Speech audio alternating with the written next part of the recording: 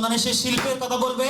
আমরা সবাই মিলে আজকে এই মোড়ক উন্মোচন করতে যাচ্ছি। আগামীতে আপনারা আমাদের সহযোগিতা এবং আমাদের সমৃদ্ধ চন্দনাশ বিনির্মাণের সিভিল সোসাইটির উদ্যোগ ত্রৈমাসিক চন্দনাশের মোড়ক উন্মোচন ও সংলাপ অনুষ্ঠিত।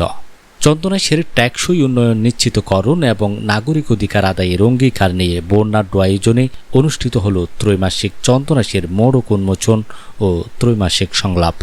গত ৪ মার্চ শনিবার বিকাল ৪টায় চট্টগ্রাম জেলা শিল্পকলা একাডেমি আর্ট গ্যালারিতে সিভিল সোসাইটি চট্টগ্রাম এই অনুষ্ঠানের আয়োজন করে।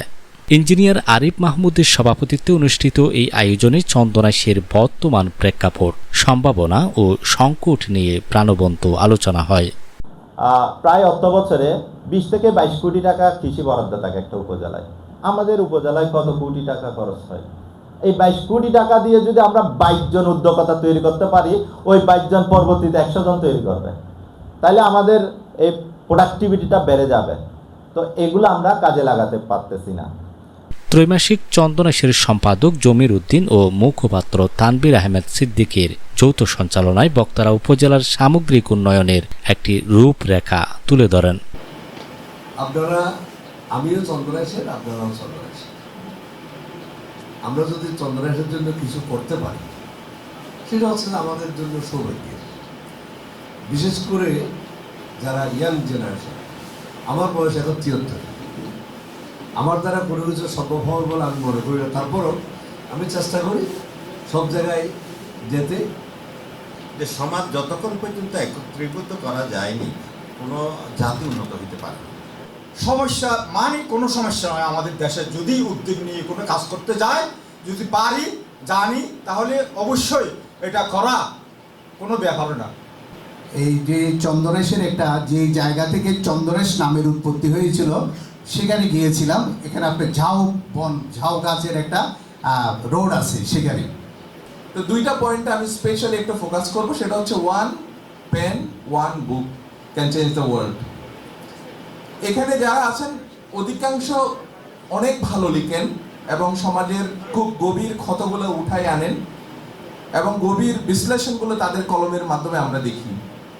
সংলাপে বক্তারা বলেন, চন্দনাশকে আধুনিক ও সমৃদ্ধ জনপদ হিসেবে গড়ে তুলতে সরকারের পক্ষ থেকে বৃহৎ বা মেগা উন্নয়ন পরিকল্পনা গ্রহণ করা এখন সময়ের দাবি।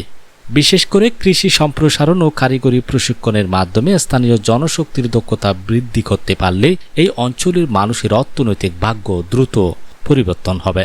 তারা আরও উল্লেখ করেন, সিভিল সোসাইটি একটি প্রেসার গ্রুপ হিসেবে চন্দনাশের বিভিন্ন সরকারি দপ্তর ও অফিসকে জনকল্যাণে দায়বদ্ধ এবং স্বচ্ছ রাখতে কার্যকর ভূমিকা পালন করবে। পত্রিকাটির লক্ষ্য ও উদ্দেশ্য সম্পর্কে বক্তারা অভিমত ব্যক্ত করেন যে ত্রৈমাসিক চন্দনাশ কেবল একটি প্রকাশনা নয়, বরং এটি চন্দনাশের অবহেলা, দুর্নীতি ও জনদুর্ভোগের বিরুদ্ধে একটি বলিষ্ঠ কণ্ঠস্বর। প্রতি ৩ মাস অন্তর এই পত্রিকাটির মাধ্যমে চন্দনাশের বাস্তব সমস্যাগুলো চিহ্নিত করে সমাধানের সূত্র খুঁজে বের করা হবে। যদি এই প্রতিবেদনগুলো সাধারণ মানুষের সংকট নিরসনে ভূমিকা রাখতে পারে, তবে এই উদ্যোগ সার্থক হবে। এতে উপস্থিত ছিলেন চট্টগ্রাম বিশ্ববিদ্যালয়ের উদ্ভিদ বিজ্ঞান বিভাগের প্রাক্তন chairman professor M A Gafur, theatre ইনস্টিটিউটের পরিচালক, কবি ও নাট্যকার অবিক ওসমান, ইউনাইটেড কর্পোরেশন ব্যবস্থাপনা পরিচালক এম আমিনুল ইসলাম, মেট্রোপলিটন মেডিকেলের পরিচালক এম এ হাশেম, বিটিভির সাবেক engineering manager Mir Jamil Akhtar, Aparnacharan City Corporation বালিকা উচ্চ বিদ্যালয় ও কলেজের অধ্যক্ষ আবু তালেব বেলাল, ২০০০ নাগরিক কমিটির সিনিয়র সহসভাপতি মোহাম্মদ জয়নুল আলম, সাংবাদিক দেলোয়ার হোসেন, বাংলাদেশ ব্যাংকের সাবেক ডিজিএম একরাম হোসেন, এসডিজি ইউথ ফোরামের সভাপতি নোমানুল্লাহ বাহার, চন্দনাশ সিভিল সোসাইটির সদস্য ও সংকতির সম্পাদক মহিউদ্দিন কাদের, ত্রৈমাসিক চন্দনাশের সহ সম্পাদক খান আইয়ুব, আসিফুর রহমান আসিফ, আয়াজ আহমেদ ফাহিম, তহিদুল ইসলাম, রাশেদুল ইসলাম প্রমুখ। ত্রৈমাসিক চন্দনাশের মোড়ক উন্মোচনের মাধ্যমে এবং সার্বিক সহযোগিতা প্রত্যাশা ব্যক্ত ও চন্দনাশের মঙ্গল কামনা করে অনুষ্ঠানের পরিসমাপ্তি করেন। শহীদুল আলম, চাটগাঁর মিডিয়া।